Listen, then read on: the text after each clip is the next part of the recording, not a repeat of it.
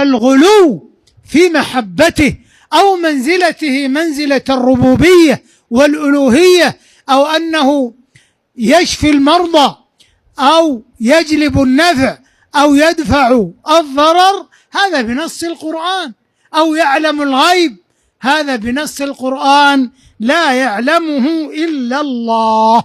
فهؤلاء الذين يحتفلون قد وقعوا في الغلو من حيث إنهم يزعمون أنهم يحبونه، فمحبته عليه الصلاة والسلام بالاتباع، وكذا التحذير من دعائه بعد وفاته، أو الاستغاثة به من دون الله، أو التبرك بقبره، أو الشرك به، أو إقامة الموالد وما يرافقها من منكرات، فجعلوه مقام الإله والعياذ بالله.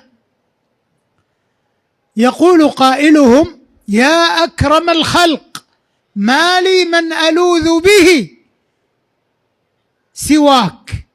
أين الله؟ إذا كان ما لنا نلوذ إلا بالرسول عليه الصلاة والسلام، فأين الله؟ لا تطروني كما أطرت النصارى ابن مريم، إنما أنا عبد فقولوا عبد الله ورسوله. لعن الله اليهود والنصارى اتخذوا قبور أنبيائهم مساجد.